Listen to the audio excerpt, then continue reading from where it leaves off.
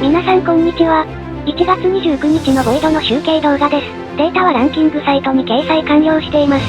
前回、ボイドのポイント履歴とともに確認しましたので、今回は手短に数値のみ確認したいと思います。では目次です。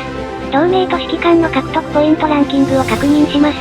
また、特集動画にはしなかったものの、時系列データを集計したワールドがありましたので、そちらも少し確認します。続いて、ボイド前後での指揮官数値の差分を確認します。そして最後に勝率と勝敗を確認いたします。まずは、同盟ランキングの11位から20位です。軽く流すと言いながら、気になるところがあります。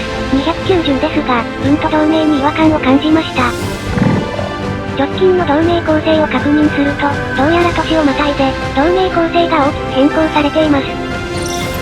356との対戦も勝利で終えています。統合からはしばらく時間が経過しているだけあり、楽しい変化だと思います。次に、114と A バップが頭に浮かびます。エンパイアは同盟戦力では、ワールド内ランキングでは5位に位置しています。そして、163との対戦ですが、見事僅差で勝利しています。114といえばイベント勝率 2% といった具合でしたが、なんと1年ぶり程度との情報をいただきました。おめでとうございます。さて、なるべく短縮してお送りしたいのですが、おやっと思うところがありますよね。なんと、385が2同盟もランクインしています。第1惑星ならありえますが、非常に珍しいです。2.5 メガ程度の同盟戦力ですが、指揮官についてやや無圧に集中しているランキングです。今回は437との対戦でしたが、8ギガ近くのポイント差で勝利しています。やろうと思ってできることではないので、少し注目していたいと思います。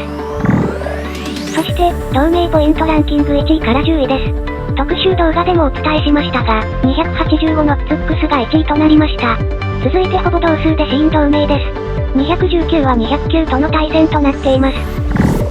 第3惑星の2回目統合同士の対決ですが、注目されてた方も多かったと思います。219に6ギガ差は前線したと言って良いでしょう。当日の時系列ポイント推移がこちらです。ほぼ同数でのスタートとなりましたが、2時間程度で差を広げています。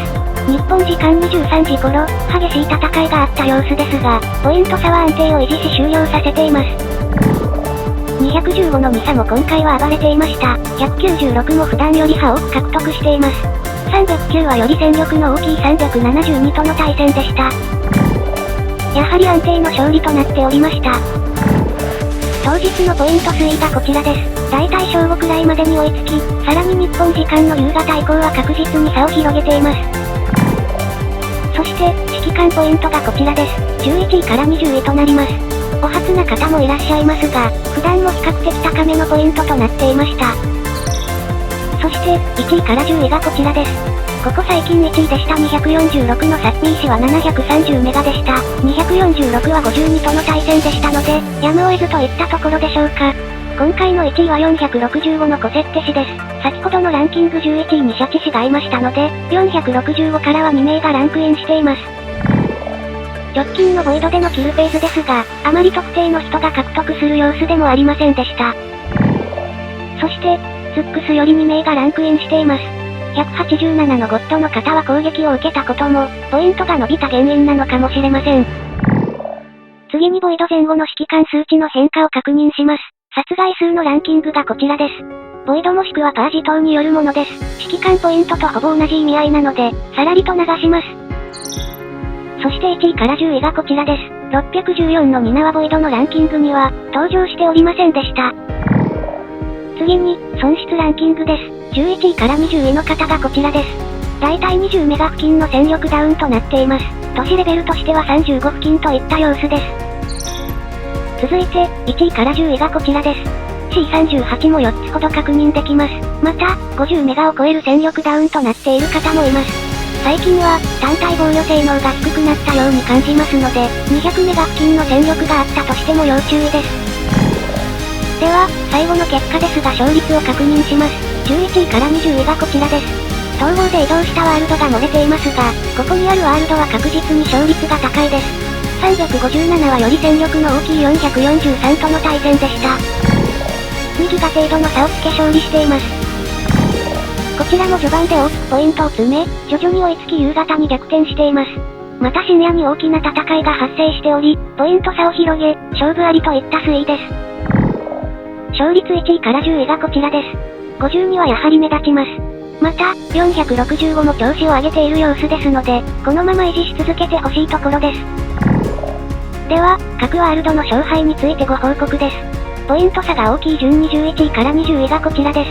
309、206、285は安定しています。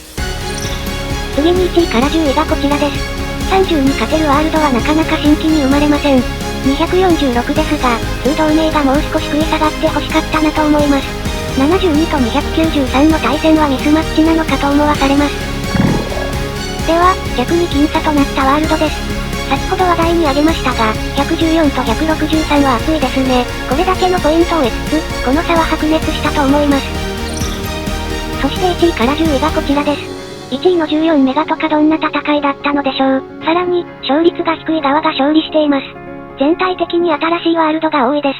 元々の獲得ポイントが低いためですが、431と428などは激戦だったのかと思われます。